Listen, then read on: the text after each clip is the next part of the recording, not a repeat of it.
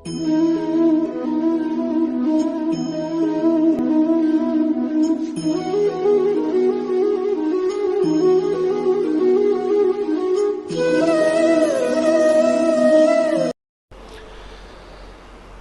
तो ऐसा खतरनाक विष है, इसका सबसे बड़ा पाप बताया हुक्के में, तम्बाकू में। क्या बताते? 100 नारी जारी करे सुरापान 100 बार, एक चलम हुक्का भरे वो डूबे काली धार। ओहो, एक परत्रिया के पास गमन करने का कितना पाप बताते हैं। पर द्वारा स्त्री का खोले 70 जन्म अंधा हो डोले, मदरा पीवे कड़वा पानी 70 जन्म सुवान के जानी। और फिर कहते सुरापान मदमासा हारी, गमन करे भोग पर नारी 70 जन्म कटेंगे शीसम, साक्षी साहेब है जगदीशम। ओए होए, परमात्मा आदरणीय गरीबदास साहेब जी अपने भगवान कबीर साहब को साक्षी रख के कह रहे हैं कि जो विकार तुम कर रहे हो ये कितने भयंकर हैं। क्या बताया है कि मदरा पीवे कड़वा पानी और 70 जन्म कुत्ते के जानी। जो शराब पीते हैं एक बार उसके 70 जन्म कुत्ते के होंगे, कंटिन्यूसली 70 जन्म। ओए होए, और फिर क्या कहते हैं? सुरापान मदमासा हारी। सुरापान कहते हैं शराब पीने वाला, शराब पीता है जो, और मांस आहार करता है। और गमन करे भोग पर नारी, जो दूसरे की पत्नी के पास दुराचार करता है, तो उनके साथ क्या बनेगी? 70 जन्म कटेंगे शीसम, साक्षी साहेब है जगदीशम। उन लोगों के 70 जन्म शीश कटेंगे, कि तो बकरा बनेगा, कि तो मुर्गा बनेगा, कि तो वैसे, कि तो गंडासे में आकर कटेगा, कि तो थ्रेसर में आकर नाड़ आ जाएगी। यानी दुर्गति से मौत होगी, बुरे जन्म होंगे। उसके लिए बताते हैं कि 100 नारी जारी करे सुरापान 100 बार। ओए होए, मदरा पीवे कड़वा पानी, शराब पीवे उसके 70 जन्म कुत्ते के होंगे। और ये 100 बार पीने वाला 100 बार पी ले और 100 बार पर नारी गमन कर ले, उनको कितना पाप हो जाएगा? बहुत ज्यादा। कहते हैं उन सबको मिलाकर एक हुक्का पीने वाले को, एक हुक्का भरने वाले को पाप है। पीने वाले गेला तक के बनेगी, क्या बुरा हाल होगा उसका जो केवल भरकर देता है, पीने का सहयोग देता है, उसकी ये दुर्गति। और पीने वाले का तो पता नहीं कितना जुल्म होगा उसके ऊपर। सुरापान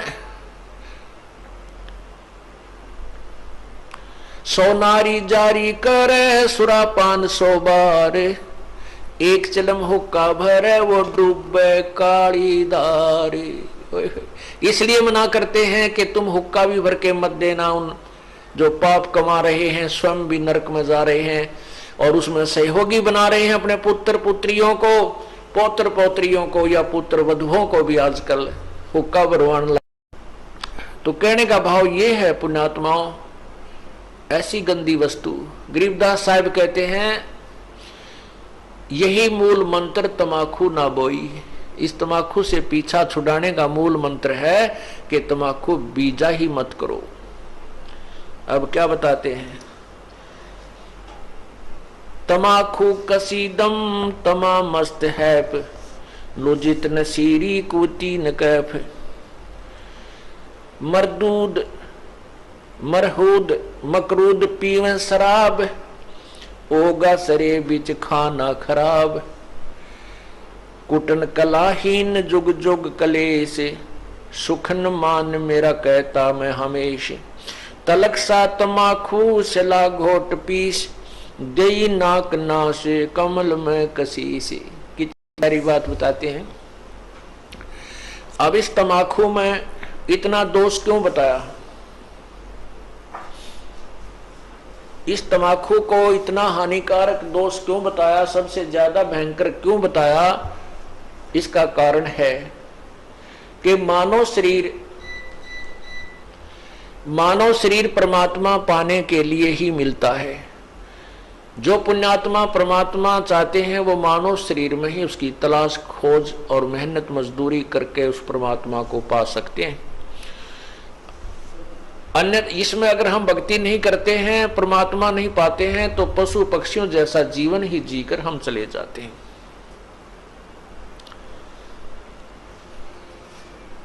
अब ये हमारे शरीर में कमल बने हुए हैं, कमल। इन कमलों में भगवानों का वास है। मूल कमल में गणेश जी, मूल कमल में गणेश जी और स्वाद कमल में सावित्री ब्रह्मा जी, नाभि कमल में विष्णु और लक्ष्मी जी, हृदय कमल में शिव और पार्वती जी, और कंठ कमल में शेरा वाली दुर्गा जी। तो ऐसे जब हम ये तमाकू पीते हैं या सूंघते हैं, सूंघना भी पाप है, तो उसकी वासना हमारे शरीर में बने हुए कमलों में जाती है और वहां विराजमान भगवानों के को परेशान करती है, उनको दुख पहुंचाती है, वो बहुत दुखी होते हैं। अब जैसे रिश्तेदार आ जावे और उसको कमरे में बैठा के अच्छी रोटी खाना खुना खिला के और उससे मैं एक छोटे से कमरे में ही और धुआं कर दे,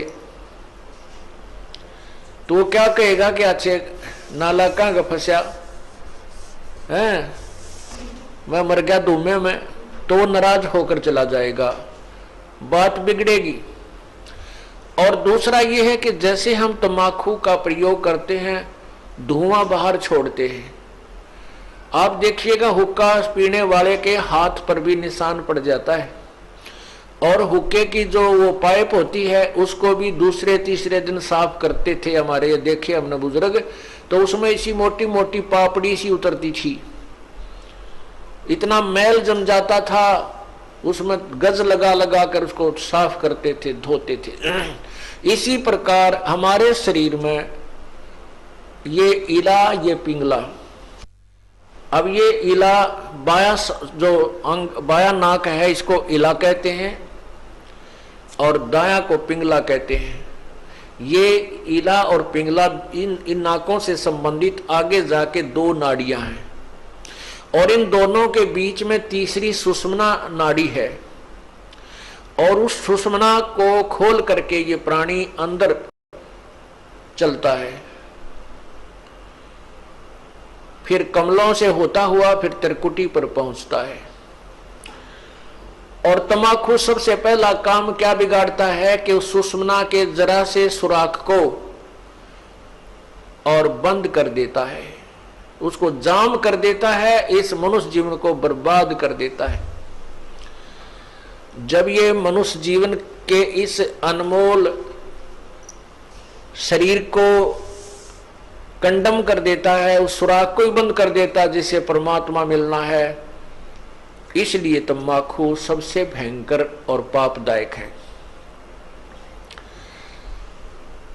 अब पुण्यात्माओं, तम्बाकू पीने वाले घबराओ नहीं कि ये सोचे हमारा तो बंद हो लिया, हम क्या करेंगे, नहीं। ये श्वास का जो सिमरण हम आपको देते हैं ये इसी काम का है कि इसको पहले उस स्थान को साफ करता है। श्वास के सिमरण से वो उसको साफ करेगा, उस मैल को कति धो देगा, मांझ देगा और उसमें प्रवेश करने योग्य वो स्थान बना देगा। वो तीसरा जिसको कहते हैं ना, तीसरी नाड़ी, वो साफ कर देगा। तो यहाँ क्या बताते हैं,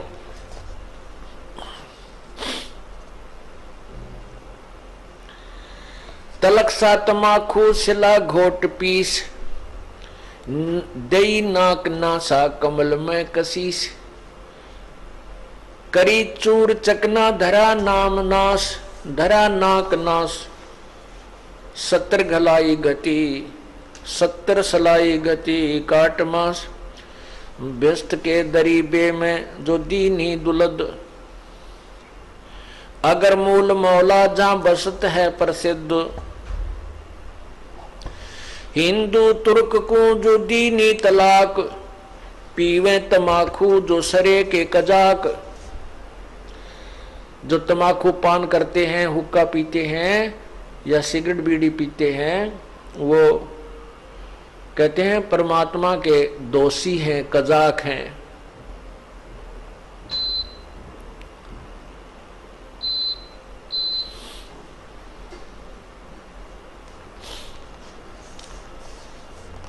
अब फिर क्या बताते हैं, हिंदू लोग तमाकू प्रयोग करते हैं और उधर से गाय को माता के दर्जे में लेते हैं, गाय को माता मानते हैं।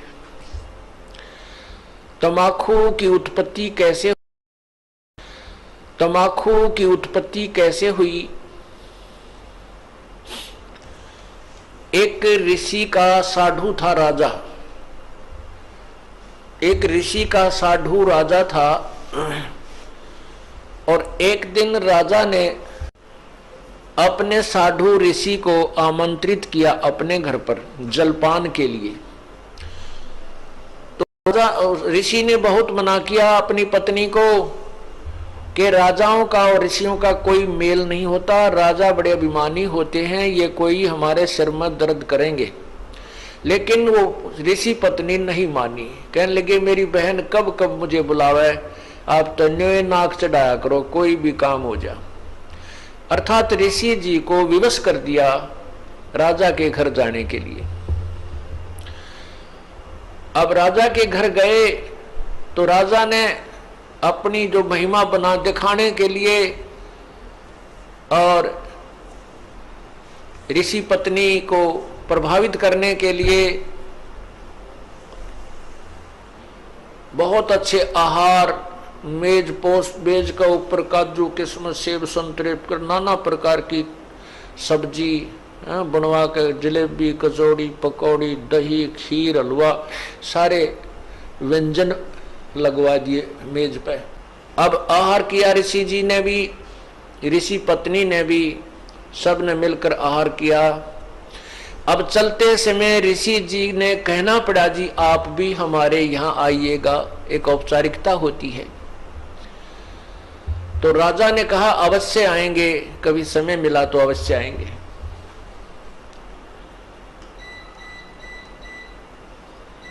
एक दिन वो समय मिल गया, राजा ने संदेशा भिजवा दिया कि हम आ रहे हैं।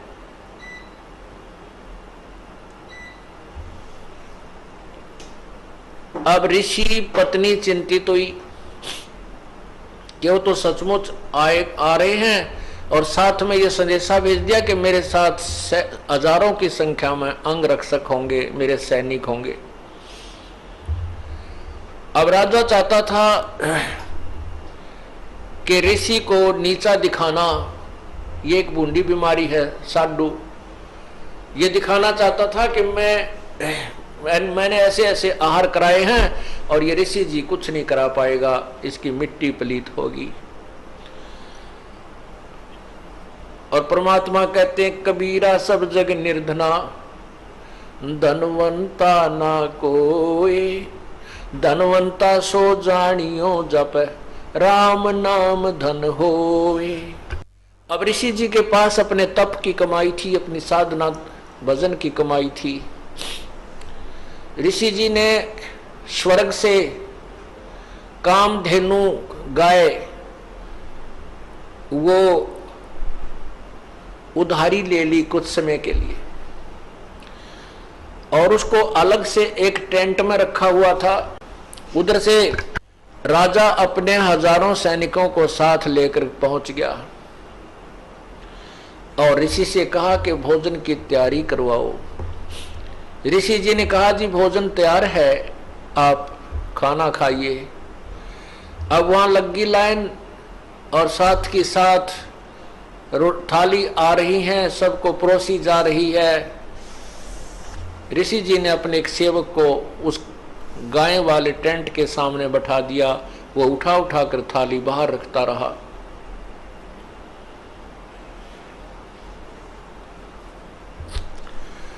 अब जब सब सैनिकों ने खाना खा लिया और ऐसा स्वादिष्ट भोजन उन्होंने कभी नहीं खाया था, तब राजा ने पूछा कि हे ऋषि जी आपके पास ना कहीं कोई भोजन बनाने की व्यवस्था नजर आ रही है, ना कि तक को चूल्हा डाल रखा तुमने, ना कोई हलवाई बुला रखा। ये ऐसा भोजन, स्वादिष्ट भोजन कहां से आ रहा है? तब राजा ने बताया कि मेरे पास एक कामधेनु गाय है और उसमें यह शक्ति होती है कि वो चाहे पूरी पृथ्वी जीम जा, भोजन खा ले, पूरी पृथ्वी के प्राणी, तो भी उसका अंत नहीं आता है। तो राजा के अब साधु की यारी दोस्ती इतनी होती है। अब राजा की नीत में खोट आ गया, नीयत में खोट आ गया। उसने सोचा यू कंगाल क्या करेगा, इस गाय का मैं ले चलता हूं, बहुत ज्यादा सेना है मेरे पास और ये गाय सभी आहार करा दिया करेगी।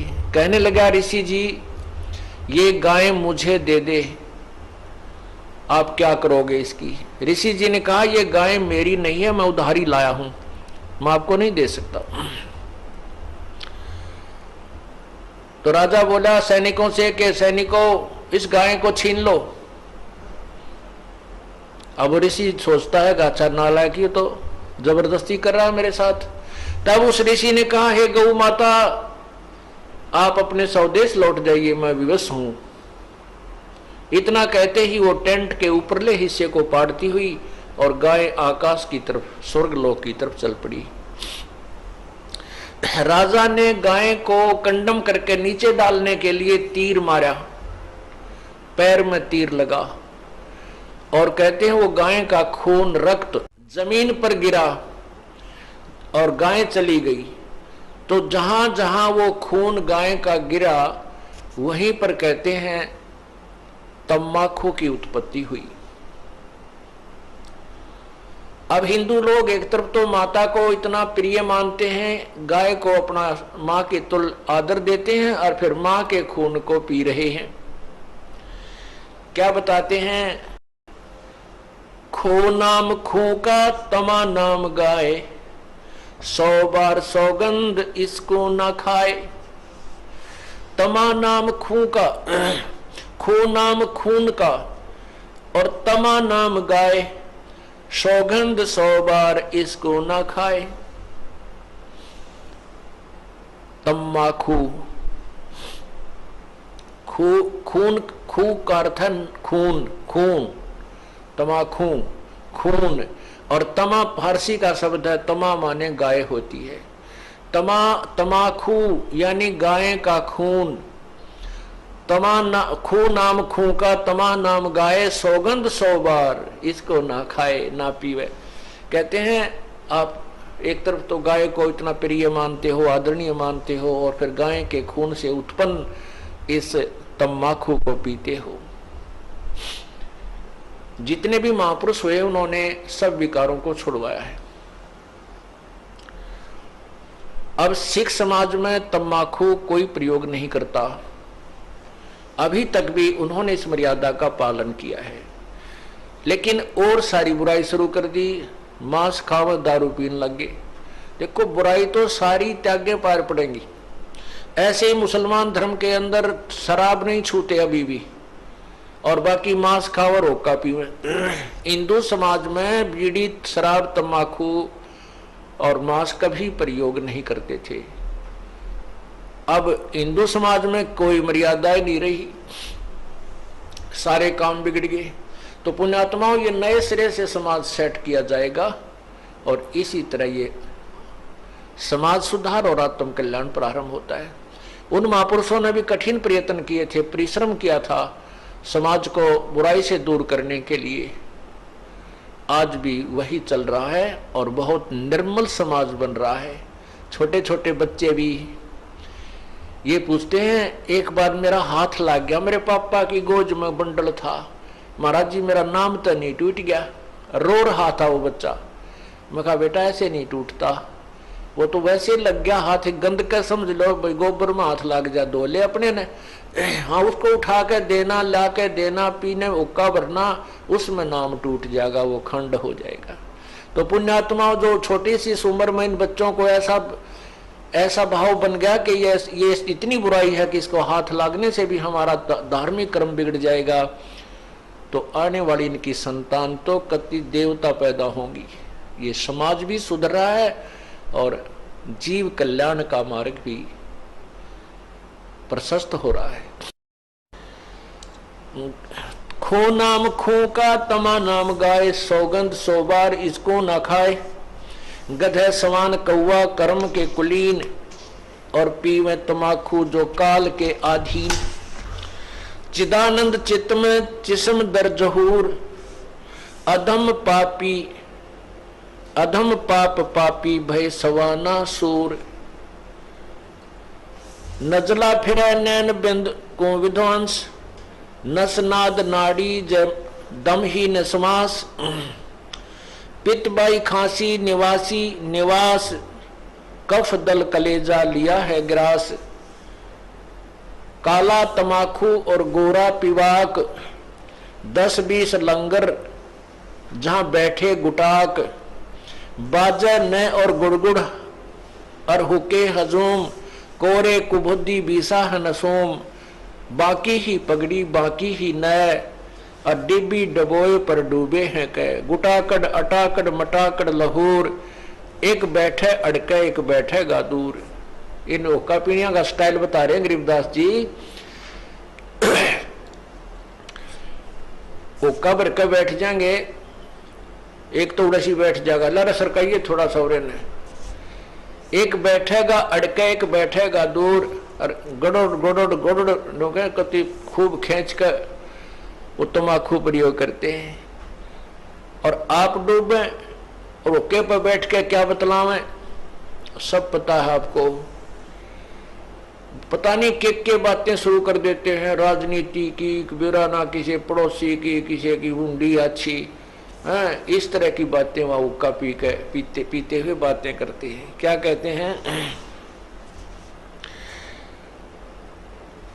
काला तमाकू गोरा पीवाक, 10-20 लंगर जहां बैठे गुटाक। 10-20 इकट्ठे हो जाएंगे ओके के दौरे के। बाजा न और गुड़गुड़ और हुके हजूम, कोरे कुबद्दी बीसा है नसूम। बाकी ही पगड़ी और बाकी ही न, डिब्बी डबोए पर डूबे हैं कह। गुटाकड़ अटाकड़ मटाकड़ लहूर, एक बैठे अड़के एक बैठेगा दूर। तो ऐसे शब्द मान मेरा तो मैं तो कहता हूं तो हे, शब्द मान मेरा मैं कहता हूं तो हे, यही मूल मंत्र तमाकू ना बोइए। इस बीमारी से को जड़ से खत्म करने का मूल मंत्र है कि तमाकू बीजना भी नहीं। आप लोगों ने इस तमाकू को बीज का अपने उसका लाभ भी नहीं उठाना है। एक भक्त कह रहा था जी मैं तमाकू बो रखा है, अब क्या करूं, नाम में लेऊंगा अवश्य। मैं क्या करा उसमें, उसको उखाड़ दे, अपना हल ट्रैक्टर से उसको काट कूट दे। उसने ऐसा ही कर दिया। ने बोला जी मेरी यही कमाई करा करता, पर अब तो मैंने इस पाप का पता लग गया, मैं लूखी रोटी खा लूंगा, अपना कोई और धंधा कर लूंगा, इस पाप को नहीं बोऊंगा। तो पुण्यात्माओं, एक चोट सिधारिया जिन मिलन दाचा, जिन्होंने परमात्मा चाहिए और आत्म कल्याण करवाना है, वो एक का दो बात में समझ जाता है। और जिनको भगवान चाहिए ना अपना कल्याण चाहिए, उनको कितना समझा ले वो तो इस प्रकार बताए हैं। कोट वर्ष कर संगत संतों की, पत्थर का जल में क्या भीजे। चंदन बन में रंग ला दे, एक बांस बिटम भी ना सीजे। वो तो फिर इसे इंसान है जैसे पत्थर को जल में कितने दिन तक डाले रखो, उसके अंदर पानी का असर नहीं होता। बाहर निकालते ही और उसको आपस में ऐसे लगाओगे, चिंगारी पाटेंगी, उसमें कोई शीतलता नहीं आई। इसी प्रकार जो सत्संग में आने वाले जो कुबुद्धि लोग हैं, जो पत्थर जैसे प्राणी हैं, उनको सत्संग की बातों का असर नहीं हुआ करता। वो तो पत्थर जैसे हैं। जैसे चंदन बन में रंग ला दे, एक बांस बिटम भी ना सीजे। चंदन का पेड़, आसपास के नीम का पेड़ भी हो, उसको भी चंदन जैसी महक युक्त कर देता है अपनी बार बार चंदन को छोड़ के। लेकिन बांस के पेड़ के, बांस का जो बांस भी होता है जंगल में, ये लंबे लंबे बंबू, कहते बांस के अंदर उस चंदन की महक प्रवेश नहीं करती। जो पत्थर और उस बांस जैसे व्यक्ति हैं उनको सत्संग की बातों का असर नहीं होता, बाकी अन्य पुण्यात्माओं को असर हो जाता है, उसका लाभ भी मिलता है। अब क्या बताते हैं कि जो मैं आपको संदेश दे रहा हूं कि बीड़ी शराब मांस तमाकू नहीं पीनी,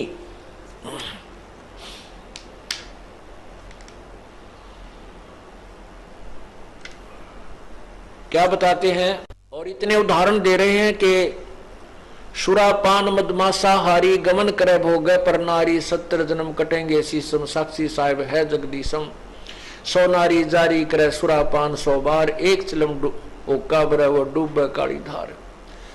ये सब ज्ञान इसलिए दिया जा रहा है कि तू इन बातों को मानकर अपना जीवन सफल कर मेरी आज्ञा का पालन करो।